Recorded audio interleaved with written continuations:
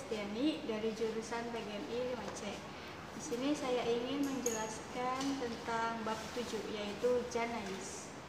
Janais atau tentang tata cara mengurus jenazah. Yang pertama ada memandikan jenazah. Ada hadis dari Ibnu Abbas radhiyallahu anhu berkata, Nabi Shallallahu alaihi wasallam bersabda perihal orang yang meninggal dunia karena terjatuh dari untanya. Mandikanlah dia dengan air dan daun bidara. Hadis riwayat Bukhari Muslim. Selanjutnya itu ada tata cara memandikan jenazah. Yang pertama ada kotoran dan najis yang melekat pada anggota badan jenazah dibersihkan sampai hilang najisnya dan kotorannya. Yang kedua, jenazah diangkat, agak didudukkan, perutnya diurut supaya kotoran yang ada di perutnya itu keluar. Selanjutnya yaitu yang ketiga, kotoran yang ada pada kuku-kuku jari, tangan dan kaki dibersihkan, termasuk kotoran yang ada di mulut dan gigi. Selanjutnya yaitu membaca niat memandikan jenazah.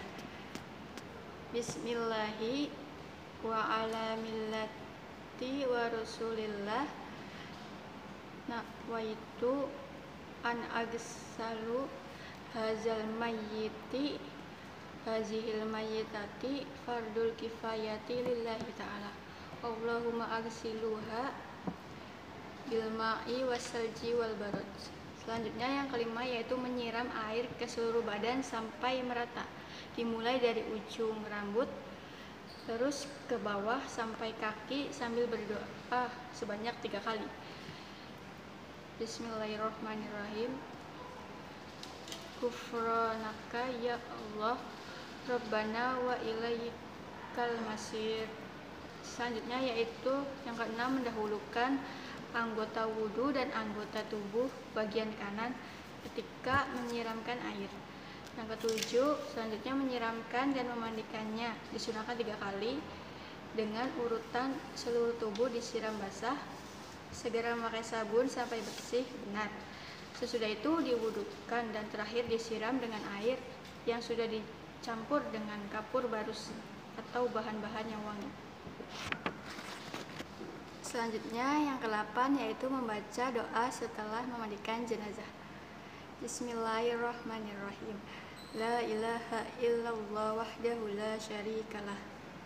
Lahu mulku wa lahul hamdu yuhyi wa yumitu wa huwa ala kulli syai'in qadir.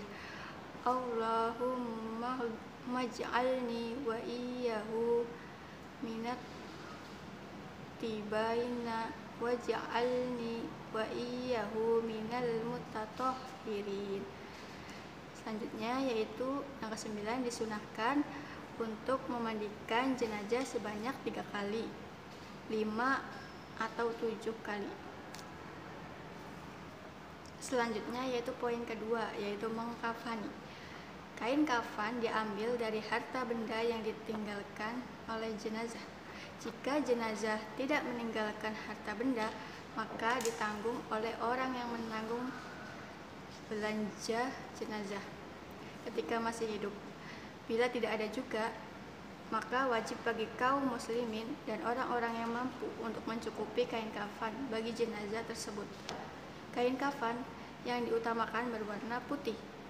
Bila tidak ada, maka warna yang lain diperbolehkan dan diberi kapur barus serta harum-haruman. Selanjutnya yaitu niat mengkafani jenazah. Bismillahi wa ala millati rasulillah nawaitu lakafina hazal mayyiti hazihil mayyitati fardul kifayati lillahi ta'ala. Yang artinya dengan menyebut nama Allah dan agama Rasulullah, saya niat mengkafani jenazah laki-laki atau wanita ini fardu kifayah karena Allah Ta'ala. Ya Allah, mohon engkau mandikan dia dengan air, salju dan embun Selanjutnya yaitu doa mengkafani jenazah. Allahumma ij'alni hadzal taubah lahu rahmata wa taru wa hijaban mastura bi rahmatika ya arhamar rahimin walhamdulillahi rabbil alamin. Yang artinya, ya Allah, mohon Engkau jadikan pakaian atau kafan ini menjadi rahmat, cahaya, pelindung dan penutup baginya. Atas nama rahmat-Mu, wahai Zat yang Maha Pengasih, segala puji bagi Allah, Tuhan semesta alam. Selanjutnya yaitu ketentuan kain kafan jenazah laki-laki. Yang pertama yaitu kain kafan untuk jenazah laki-laki berjumlah 3 lapis. Dan tiap lapisan kain yang telah terhampar ditaburi wangian. Yang kedua, selanjutnya letakkan jenazah di atas kain kafan. Kedua tangannya diletakkan di atas dada, seperti ketika sedang berdiri sholat, yakni dengan posisi tangan kanan di bawah tangan kiri. Selanjutnya yang ketiga yaitu kain kafan lapisan pertama yang langsung mengenai tubuh jenazah. Dilingkupkan ke tubuh jenazah dimulai dari sebelah kiri, kemudian sebelah kanan, kemudian menyusul lapisan berikutnya. Jadi mengkafaninya secara satu persatu, bukan mengkafaninya secara langsung 3 lapis sekaligus. Sebaiknya laki-laki dikafani dengan 3 lapis helai kain putih dan 3 lapis dan juga dengan sorban. 1 helai sebagai sarung, 1 lagi menutupi badan dan leher hingga kaki, dan yang terakhir menutupi seluruh tubuhnya. Sedangkan untuk jenazah wanita sebaiknya digunakan 5 lapis atau 5 helai, masing-masing untuk sarung, kerudung, kemudian dan gamis, ditambah 2 helai untuk membalut seluruh tubuhnya. Pada dasarnya semua bahan yang boleh dipakai sewaktu hidup boleh dijadikan sebagai kafan dan dipilih bahan yang terbaik. Selanjutnya, ikatlah tubuh jenazah yang sudah dibungkus ketiga kain kafan itu dengan tali yang diambilkan dari kain kafan tersebut, yakni sobekan kafan sekedar cukup untuk tali pengikat. Ikatan pertama di ujung kepala, kemudian ikatan kedua di tengah badan, dan ikatan ketiga di tengah dan di arah lutut, dan ikatan keempat di ujung kaki. Semua ikatan adalah ikatan sementara, karena sesudah dimasukkan ke liang lahat, ikatan-ikatan tersebut harus dibuka kembali. Selanjutnya yaitu kain pembungkus yang 2 lapis dilingkupkan ke tubuh jenazah, selapis dan selapis, kemudian diikat sampai detail. Selanjutnya mengkafani jenazah wanita. Yang pertama, mula-mula dihamparkan 2 lapis kain pembungkus yang sudah ditaburi wangian. Kemudian selanjutnya yang kedua yaitu kenakan sarung ke tubuh jenazah, lalu baju kurung, dilanjutkan dengan kerudung. Selanjutnya yaitu poin ketiga yaitu mensolati jenazah. Terdapat dalil yang untuk mensolati jenazah, yaitu yang artinya dari Jabir radhiyallahu anhu meriwayatkan bahwa Rasulullah sallallahu alaihi wasallam bersabda, "Sholatilah orang-orang yang meninggal dunia di antara kalian, umat muslim, pada malam dan siang hari dengan 4 takbir." Hadis riwayat Ibnu Majah. Orang yang paling banyak menyolatkan jenazah adalah ayahnya, lalu kakeknya, serta ashabahnya secara berurutan, yaitu anak, cucu, saudara, anak saudara, paman, dan anak paman. Alasannya karena merekalah yang paling berduka. Kematian itu apabila terdapat dua orang atau lebih pada derajat yang sama.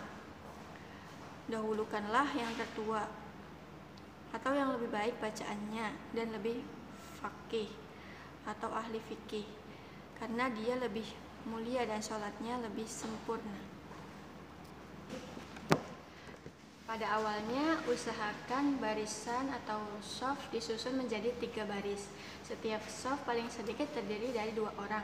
Apabila jenazah laki-laki, maka posisi imam sholat berada lurus dengan kepala jenazah. Apabila jenazahnya itu wanita, maka posisi imam sholat harus lurus dengan pusar jenazah. Yang kedua yaitu posisi imam. Perbedaan posisi imam dalam sholat jenazah laki-laki dan perempuan.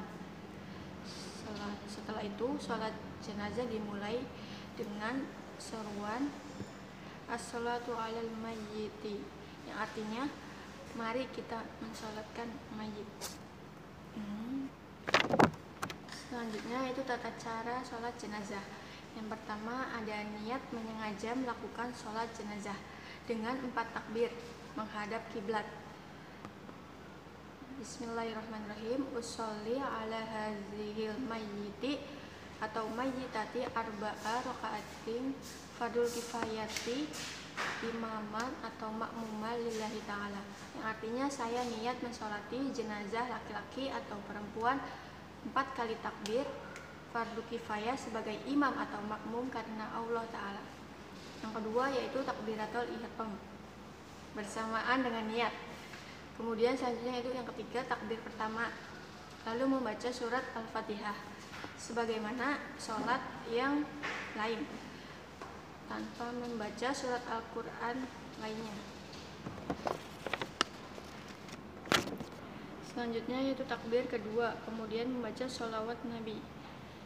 Allahumma sholli ala Muhammad wa ala ali Muhammad kama shollaita ala Ibrahim wa ala ali Ibrahim wa barik ala Muhammad wa ala ali Muhammad kama barakta ala Ibrahim wa ala ali Ibrahim fil alamin innaka Hamidum Majid, yang artinya ya Allah, mohon engkau limpahkan rahmat yang agung kepada Nabi Muhammad SAW dan keluarga beliau, sebagaimana engkau pernah memberi rahmat yang agung kepada Nabi Ibrahim alaihissalam dan keluarga beliau, dan mohon engkau limpahkan berkah kepada Nabi Muhammad SAW dan keluarga beliau, sebagaimana engkau pernah memberi berkah kepada Nabi Ibrahim alaihissalam dan keluarga beliau di seluruh alam ini. Sesungguhnya engkau maha terpuji dan maha mulia. Selanjutnya yaitu takbir ketiga, lalu membaca doa Bismillahirrahmanirrahim. Allahumma gfir lahu warhamhu wa'afihi wa'fu anhu wa karim nuzuluhu wa wasi' madakhalhu wa gesiluhu wal ma'i wat talji wal baraj wa nikhi minal khotoya kama nukaitu saubal abyadu minad danas wa abdilhu dar khaira mimdahi wa ahlihi khairon min ahlihi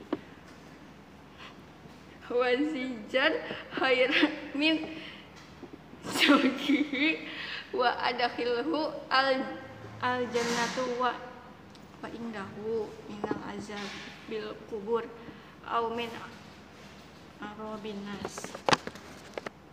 Selanjutnya yaitu jika jenazahnya anak-anak, maka doa yang tadi itu diganti. Bismillahirrahmanirrahim. Allahumma ja'alni lana wali walidayhi sulfa wa furato wa dahur wa izoh wa ajro, yang artinya ya Allah, mohon engkau jadikanlah dia bagi kami dan bagi kedua orang tuanya sebagai jaminan, simpanan penebus nasihat serta pahala.